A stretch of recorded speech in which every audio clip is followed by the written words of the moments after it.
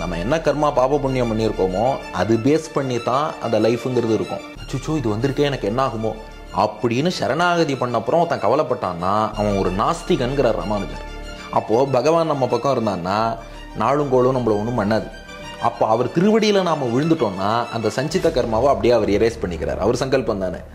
விஷ்ணு சஹஸ்ரநாமம் இப்போ எல்லாரும் சொல்கிறோம், அது வந்து ஒரு ஒரு மகா பெரிய ஒரு அதான் அடுத்த வேதம் மாதிரியே அதை நம்ம இது பண்ணுறோம். அதில் ஒரு சின்ன கான்ட்ரவர்சி இப்போ வந்திருக்கு. இல்லை சில பேர் வந்து பொம்மநாட்டிகள், அதாவது லேடிஸ் அதை சொல்லக்கூடாது, ஆம்பளைகள் தான் அதை சொல்லலாம் அப்படின்ற மாதிரி இருக்கு. ஆனால் நிறைய லேடிஸ் அதை கத்துண்டு சொல்றவா நிறைய பேர் இருக்கா. நான் கூட சொல்றேன், சொல்லலாமா கூடாதா? நல்ல கேள்வி. இந்த கேள்வி எனக்கு எப்போ பார்த்தாலும் வரும். ஏன்னா அடியன் 1000 நாமங்கள் 1000 கதைகள்னு சகஸ்ரநாமம் சொல்றது உங்களோட இது நான் கேட்டிருக்கேன். அது ரொம்ப அருமையா இருந்தது. அதுக்கு ஒரு பெரிய உங்களுக்கு நமஸ்காரம். அதனால எல்லாரும் கேட்குற கேள்வி. பட் நாம என்ன ஆலோசிக்கிறது இல்லைன்னா, இந்த லேடிஸ் சொல்ல வேண்டாம்னு சொன்னாலே அவ ஏன் சொல்ல வேண்டாம்னு சொன்னா, அதில் அங்கன்யாசம் கரன்யாசம் உள்ளிட்ட அந்த மந்திர விஷயங்கள்லாம் இருக்கிறதுனால அதில் ஒரு டிவைடர் ஒப்பீனியன் இருக்குது. இந்த மந்திர விஷயமான டிவைடர் ஒப்பீனியன் இருந்தாலும் அதில் நாமாவளின்னு இருக்கு இல்லையா, அந்த திருநாமங்களின் தொகுப்பு. அப்போ முதல் திருநாமம் விஸ்வம். விஸ்வம் விஷ்ணுர் வஷட்காரோ பூத பவ்ய பவத் பிரபுலேருந்து ஆரம்பித்து ஃபைனலாக சங்கபிரின் நந்தகி சக்ரி ஷார்கதன்வா கதாதரா ரதாங்கபாணி ரக்ஷோபிய சர்வ பிரகரணாயுதா, இதுவரை எல்லாமே திருநாம பகுதி. இதை சொல்லக்கூடாதுன்னு யாருமே டிபேட் பண்ணல. ஏன்னா இப்போ பெருமாளுடைய திருநாமம்னா நமக்கு தாய் தந்தை எல்லாமே அவர் தான். நீங்கள் படுத்துன்னு இருக்கும்போதும் உங்கள் அம்மாவை அம்மான்னு கூப்பிடலாம், அப்பாவை அப்பான்னு கூப்பிடலாம். இது குளிச்சுட்டு கூப்பிடணும் குளிக்காமல் கூப்பிடணும் ஏதாவது நியமம் உண்டா? அப்போ விஸ்வம் விஷ்ணுர் வஷட்காரகாலேருந்து ஆரம்பித்து சர்வ பிரகரணாயுதகா வரை உள்ள 1000 திருநாமங்களை சொல்லலாம் சொல்லக்கூடாதுன்னெலாம் எந்த ரெஸ்ட்ரிக்ஷனும் கிடையாது. யார் வேணால் சொல்லலாம், எங்கே வேணால் சொல்லலாம், எப்போ வேணால் சொல்லலாம், எப்படி வேணாலும் சொல்லலாம். ஒரு பேச்சுக்கு சொல்கிறேன், ஒரு திருநாமம் தப்பாக சொன்னால் கூட அதுக்காக தப்பாக தான் சொல்லணும்னு இல்லை, கத்துன்னு ரைட்டாக சொல்லுங்க. தப்பாக சொன்னாலும் கூட தப்பே கிடையாது. நம்முடைய தாய் தந்தையாக இருக்கக்கூடிய பகவானுடைய நாமத்தை தாராளமாக சொல்லலாம். அப்போ இந்த டிபேட் எல்லாமே முன்னிருக்கும் பகுதிகள். அப்போ அதை பொறுத்த வரைக்கும் அவ ஆச்சாரியன், சில ஆச்சாரியர்கள் சொல்லலாங்கிறா, அந்த ஆச்சாரியருக்கு சிஷ்யர்னா நீங்கள் சொல்லலாம். சில ஆச்சாரியன் சொல்ல வேண்டாங்கிறார், வேண்டான்னா சொல்ல வேண்டாம். ஆனால் விஸ்வம் விஷ்ணுர் வஷட்காரோ பூத பவ்ய பவத் பிரபுலேருந்து சர்வ பிரகரணாயுதகா வரை எல்லோரும் சொல்லலாம். இதுக்கெல்லாம் எந்த ரெஸ்ட்ரிக்ஷனும் கிடையாது. அதனால அந்த திருநாமங்களோட சாண்டிங் பொறுத்த வரைக்கும் நோ ரெஸ்ட்ரிக்ஷன், எல்லாரும் சொல்லலாம். இன்னும் சிம்பிளாக ஒரு உதாரணம் சொல்லணும்னா, பராசர பட்டர் சொன்னாராம், கங்கையில் ஸ்நானம் பண்ண போகிறவன் அதுக்கு முன்னாடி இன்னொரு குளத்தில் குளிச்சுட்டு போவானான்னு கேட்டாராம். எதுக்குன்னா, இப்போ நீங்கள் கங்கையில் போய் குளிக்கிறீங்கன்னா உங்கள் உடம்பு அழுக்கையும் அதுவே சேர்த்து போக்கிடும். உள்ள அழுக்கையே போக்குறது, பாப்பத்தையே போக்குறது, உடம்பு அழுக்கையும் போக்காது. அவன் என்ன பண்ணா, இந்த ஸ்விம்மிங் பூல்லலாம் குளிக்கிறதுக்கு முன்னாடி அவன் என்ன சொல்கிறா, ஒரு ஷவரில் குளிச்சுட்டு போய் ஸ்விம்மிங் பூலில் இறங்குங்கிறா. அந்த மாதிரி கங்கையில் குளிக்க போகிறவன் யாராவது ஸ்விம்மிங் பூலில் அல்லது ஷவரில் குளிச்சுட்டு அப்புறம் கங்கைக்கு போவாளா? அதுபோல் சகஸ்ரநாமம் சொல்லும்போது மற்ற பாப்பங்கள்லாம் நீங்கிறதுக்காக குளிக்கிறது பிராயஷ்சித்தம் ஒன்றும் தேவையில்லை. எல்லா பாப்பத்தையும் போக்குற அந்த சகஸ்ரநாமமே அது சொல்லும் போது ஏதாவது தோஷம் பாப்பம் வந்தால் அதையும் சேர்த்து போக்கிடும்ட்டார். மகாபாரதத்தில் எடுத்துட்டேன்னா Sahadevan, he is a very good exponent on astrology. So அந்த காலத்திலேயே மகாபாரத போருக்கு நாள் குறித்து கொடுத்தவர் அவர். ஸோ அந்த காலத்துலேருந்தே அந்த அஸ்ட்ராலஜி அந்த நம்பிக்கையெல்லாம் இருந்துட்டு இருக்கு. இப்போ வந்து எடுத்துட்டேன்னாக்க ஒரு 7 நாட்டு சனி, இவளுக்கு வந்து ராகு தோஷம் கேத்து தோஷம் இதெல்லாம் இருக்கு, இந்த பரிகாரம் எல்லாம் பண்ணா நல்லா இருக்கும், இந்த கோவிலுக்கு போயிட்டு வந்தீங்கன்னா நல்லா இருக்கும் அப்படின்ற மாதிரி நிறைய வருது. இதெல்லாம் வந்து எவ்வளவு தூரம் நம்மளுடைய வேதத்திலேயோ இல்லை நம்மளுடைய சாஸ்திரத்திலேயோ அங்கீகரிக்கப்பட்டிருக்கிறது? சரி, இதை ரெண்டாக பிரிச்சுப்போம். முதல்ல ஸ்ரீ வைஷ்ணவ சம்பிரதாயம், ராமானுஜ சம்பிரதாயத்தை பொறுத்த வரைக்கும் நாம் சரணாகதர்கள்னு மொத்தமாக ஆச்சாரியன்ட்ட பெருமாள்கிட்ட நம்மளை ஒப்படைச்சிட்டோம். அதுக்கப்புறம் இதை பற்றி நம்ம கவலைப்பட வேண்டிய தேவையில்லை.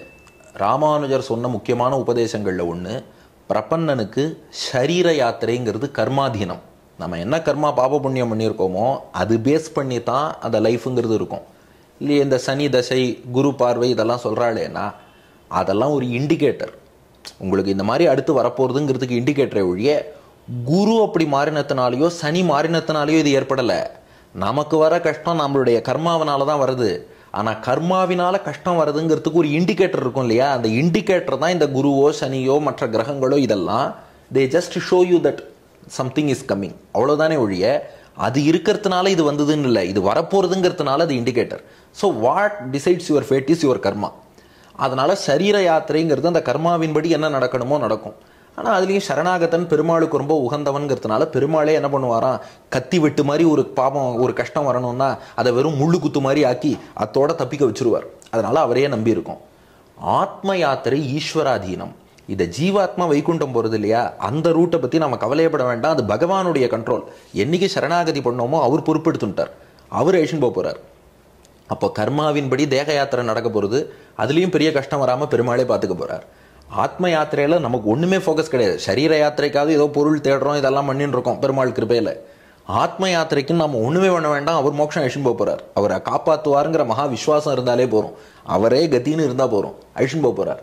அதனால பிரபன்னன் கரைந்தானாகில் நாஸ்திகனாம் இத்தனைன்ட்டு ராமானுஜர்.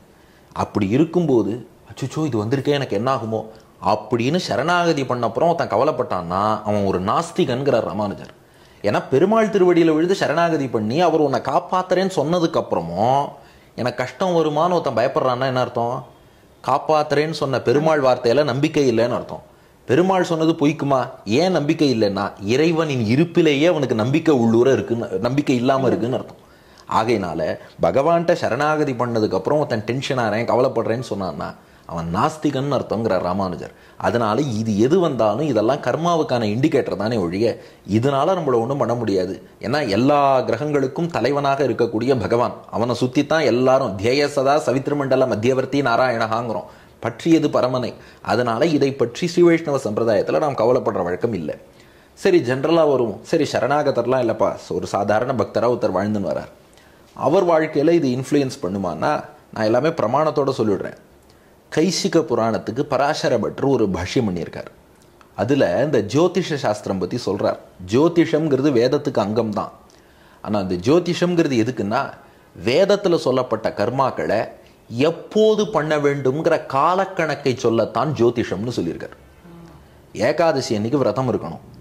உங்களுக்கு ஏகாதசின்னு நீங்கள் பிளான் பண்ணணும்னா என்னைக்கு ஏகாதசின்னு எப்படி கண்டுபிடிப்பேள்? அதுக்கு ஒரு ஜோதிஷ சாஸ்திரம் இருந்ததுன்னா அடுத்து 3 நாள்ல ஏகாதசி வருது, விரதம் இருக்கணும், தெரிஞ்சுக்கலாமா? கிரகணத்தன்னைக்கு தர்ப்பணம் பண்ணணும், கிரகணம் என்னைக்குன்னு தெரியணும். அதுக்கு என்ன பண்ணுறது? ஒரு ஜோதிஷம் பஞ்சாங்கம் இருந்ததுன்னா இந்த நாளில் கிரகணம் வருதுப்பா, அன்னைக்கு கல்யாணம் அன்னைக்கு வச்சிடாத, அன்னைக்கு தர்ப்பணம் இருக்கு சொல்கிறோமா? இதுக்கு தான் ஜோதிஷம்னு சொல்லியிருக்காரு. ப்ரிடிக்ஷனுங்கிறது என்னன்னா ஒரு ஹியூமன் மைண்டுக்கு எப்போதுமே ஒரு விஷயத்தை ப்ரிடிக்ட் பண்ணணும்னு தோணும். அதுக்கான ப்ரிடிக்ஷன்ஸும் கொடுத்தவா இருக்கா, அவளை நாம் தப்பாக சொல்லலை. இன்னைக்கு ப்ரிடிக்ஷன் சொல்கிறவாளையும் நாம் ஒன்றும் சொல்லலை. ஆனால் பராசர பட்டருடைய பாஷ்யத்தின்படி ஜோதிஷம் எழுந்ததுங்கிறது பர்சே இந்த ப்ரிடிக்ஷன்ஸ்க்காக கிடையாது. நம்ம வைதிக கர்மாவை எப்போ எப்படி பண்ணணும்னு இந்த விஷயத்தை தெரிஞ்சுக்கத்தான். அதனால் பகவானை நம்பி சாஸ்திரம் வேதத்தை நம்பி இதை கரெக்டாக பண்ணின்னு வந்தோம்னா மற்ற விஷயங்கள் எதுவுமே பாதிக்காது அப்படின்னு தான் நாம் புரிஞ்சுக்க வேண்டியிருக்கு. ஏன்னா நீங்கள் சொன்ன உதாரணமே பாருங்கள், சகதேவன் அவன் தான் துரியோதனன்ட்ட அமாவாசை அன்னைக்கு நண்பகல் 12 மணிக்கு பட்டத்து யானையை நகர்த்துன்னா நீ ஜெயிச்சுடலான்னா, துரியோதனன் அது மட்டும் போகிறோம் இந்த ஜோதிஷ கணக்கை வச்சு ஜெயிக்கலான்னு கால்குலேட் பண்ணான். கிருஷ்ணன் என்ன பண்ணான், அதுக்கு முந்தின நாளே யமுனை கரையில் உட்காந்து கிருஷ்ணன் தர்ப்பணம் பண்ண ஆரம்பிக்கிறான். உடனே துரியோதனம் பார்த்துட்டு அச்சச்சோ இன்னைக்கு தான் அமாவாசை போல இருக்குன்ட்டு அவன் பட்டத்து யானையும் நகர்த்திட்டான். பீஷ்மர் கேட்டார், என்னடா இது இப்படி பண்ணுறியேன்னார். துரியோதனம் சொன்னான், கிருஷ்ணன் தர்ப்பணம் பண்ணுறான், அவன் யாருக்கு தர்ப்பணம் பண்ணுறான்னு கேள்டான்னார். அவன் அப்பா வசுதேவர் குத்துக்கல் மாதிரி உட்காந்துருக்கார், இவன் உட்காந்து அமாவாசை தர்ப்பணம் பண்ணுறேங்கிறான், கேள்டான்னார். அப்புறம் தான் துரியோதனம் போய் கேட்டான், கிருஷ்ணா நீ யாருக்கு பண்ணுறேன்னு கேட்டான். உனக்கு தாண்டா பண்ணிட்டு இருக்கேன், நீ எப்படியும் போகிற யுத்தத்தில் அட்வான்ஸாக பண்ணி வச்சுருவோமேன்னு பண்ணேன்னாரான். அப்போது பகவான் நம்ம பக்கம் இருந்தான்னா நாளும் கோளும் நம்மளை ஒன்றும் பண்ணாது. அதுதான் நம்ம புரிஞ்சுக்கிறோம். அதனால போகிறவாழை அடியன் குத்தம் சொல்லலை, ப்ரிடிக்ஷன் சொல்கிறவாழை பற்றியும் அடியன் கமெண்ட் பண்ணல. நம்ம ஒப்பீனியன் கேட்டதுனால நாம் என்ன ஃபாலோ பண்ணுறோமோ அதை சொன்னேன், அதையும் பிரமாணத்தோடு தான் சொல்லியிருக்கேன். இந்த டாபிக்லேயே சேர்ந்து ஒரு உப கேள்வி ஒண்ணு. இப்ப கர்மான்னு நம்ம பேசிட்டு இருக்கோம் இல்லையா, இதுல புண்ணிய கர்மா பாப கர்மா எல்லாமே நம்ம அக்யூமுலேட் பண்றோம். இது எல்லாத்தையும் ஒன்னா தொலைச்சிட்டு நில் கர்மா அப்படின்றது எப்படி கொண்டு வருது, எப்படி அதை பண்ண முடியும்? ஏன்னா நிறைய பேருக்கு இதை பத்தி தெரியறது இல்ல. அது தெரிஞ்சா அதுக்கு நம்ம முயற்சியான பண்ணலாமே. ஓகே, அதாவது கர்மா மொத்தமா போக்கிக்கிற கெப்பாசிட்டிங்கிறது நமக்கு கிடையாது. ஆக்சுவலா என்னன்னா இந்த கர்மாவையே 2ஆ பிரிச்சுப்பா, சஞ்சித கர்மா பிராரப்த கர்மா அப்படின்னு. பிராரப்தம்னா பயன் தர தொடங்கிவிட்ட கர்மா, சஞ்சிதம்னா நிறைய அக்குமுலேட் ஆகி இருக்கிற கர்மா. நமக்கு புரியிறாப்புல எப்படி சொல்லலாம்னா, அரிசி மூட்டை நிறைய இருக்குது வீட்டில், ஒரு மூட்டையை மட்டும் ஓப்பன் பண்ணி அரிசியை யூஸ் பண்ண ஆரம்பிச்சிருக்கோம். அந்த ஓப்பன் பண்ண அரிசி மூட்டைங்கிறது பிராரப்த கர்மா, ஓப்பன் பண்ணாத மூட்டைங்கிறது சஞ்சித கர்மா. இப்போ இது எல்லாத்தையும் மொத்தமா போக்கணும்னா நம்ம கிட்ட கெப்பாசிட்டி இல்லை. நேரா பகவான் திருவடிகளே கத்தின்னு பிராட்டியோடு கூடிய பெருமாள்கிட்ட ஆச்சாரியன் மூலமாக போய் சரணாகதி பண்ணா, சரணாகதி பண்ண அந்த மொமெண்ட் சஞ்சித கர்மாவை மொத்தமா பகவான் போக்கிடுறார். எத்தனையோ ஜென்மங்களாக அக்குமுலேட் பண்ணி வச்சிருக்க மொத்த பாப புண்ணியங்களையும் அவர் போக்கிடுறார். ஏன்னா இத பாப புண்ணியங்கள்னா என்னங்கிறத நம்ம என்ன ஞாபகம் வச்சுக்கணும். பாபம் புண்ணியம்ங்கிற ஆக்டிவிட்டி டைரக்டா நமக்கு பலன் கொடுக்கும்னு நினைக்கிறீங்களா?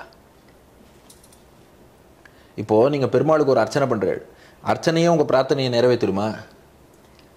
இந்த முயற்சியும் பண்ணணும். அர்ச்சனைக்கு உகந்த பெருமாள் தான் நிறைவேற்றுவார். அப்போ ஆக்ஷன்ங்கிறது அது ஒரு கர்மாங்கிறது என்னன்னா பெருமாள் திருவுள்ளத்துல அது பதிஞ்சிருக்கேன் என்னது பண்ணியிருக்கான்னு. கர்மா பலன் தரும் நாம எப்படி சொல்றோம்னா கர்மாவே கொடுக்கறது இல்லை, அந்த கர்மா பெருமாள் திருவுள்ளத்துல ரிஜிஸ்டர் ஆகி அதுக்கேற்றபடி அவர் ஒரு ரிசல்ட் கொடுக்குறாரு, அதுதான் கர்மாவோட ரிசல்ட்டுங்கிறோம். அப்போ அவர் திருவடியில நாம விழுந்துட்டோம்னா அந்த சஞ்சித கர்மாவை அப்படியே அவர் எரேஸ் பண்ணிக்கிறார். அவர் சங்கல்பம் தானே. பிராரப்தம் மட்டும் மிச்சம் இருக்கு. அது வரைக்கும் சரீரத்துல வாழ்கிறான் என்று விரும்பினான்னா அந்த ஜென்மம் வரைக்கும் வாழ வச்சுட்டு மோட்சம் கொடுக்கிறார்.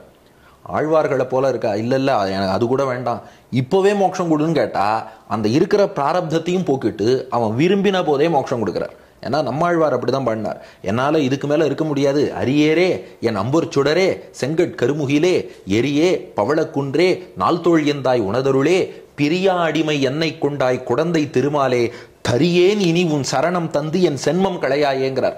அந்த அளவுக்கு துடிக்கிறவாளுக்கு எல்லா கர்மாவையும் போக்கிடுறார். ஏன்னா இது கீதையில கிருஷ்ணன் சொல்றான், தெய்வீகேஷா குணமயி மமமாயா துரத்தியா மாமேவையே பிரபத்யந்தே மாயாமே தாம் தரந்திதே. அதனால உலகியல் வாழ்க்கையை நம் முயற்சியால் கடப்பது கர்மாவை தாண்டதுங்கிறதெல்லாம் கஷ்டம். பகவான் இறங்கி வந்து அனுகிரகம் பண்ணாதான் உண்டு. ஜீவாத்மா பரமாத்மா அடையணும்னா பரமாத்மா தான் கிருபை பண்ணணும். இந்த உபதேச முத்திரைன்னு சொல்றோம் இல்லையா, இதுக்கு நிறைய விளக்கம் இருக்கு. ஒன்று மட்டும் சொல்றேன், இந்த கட்டை விரல் எவ்வளோ ட்ரை பண்ணாலும் ஆள்காட்டி விரலை போய் தொடாது. நீங்க ட்ரை பண்ணி பாருங்க, ஆள்காட்டி விரலையே நகர்த்தாம கட்டை விரலை மேல தூக்கி பாருங்க, அது வராது. ஆனா ஆள்காட்டி விரலை கீழே இறக்கினா வந்துடும். இது ஜீவாத்மா, இது பரமாத்மா, இந்த நடுவுல கர்மா இருக்கு. இந்த ஜீவாத்மா எவ்வளோ ட்ரை பண்ணாலும் இதை தாண்டி போய் தொட முடியாது. பரமாத்மா இறங்கி வந்து அனுகிரகம் பண்ணா தான் உண்டு. பியூட்டிஃபுல். ரொம்ப ரொம்ப அழகா இருக்கு. ரொம்ப அழகான எக்ஸ்பிளனேஷன். ரொம்ப இதுவாக இருக்கு. இப்போ இதுலயே ஒன்று எடுத்தோம்னாக்க, நீங்க உங்களுடைய சொற்பொழிவுல உங்களுடைய உபன்யாசத்துல நிறைய கேட்டிருக்கேன், கீதையிலே நம்ம உடம்ப பார்த்துக்கிறதுக்கு உண்டான ஸ்லோகம் இருக்கு அப்படின்னு சொல்லிருக்கேன். அதை பத்தி நம்ம நேயர்களுக்கு கொஞ்சம் அதை பத்தி கிளாரிஃபிகேஷனும் கொடுக்கணும்.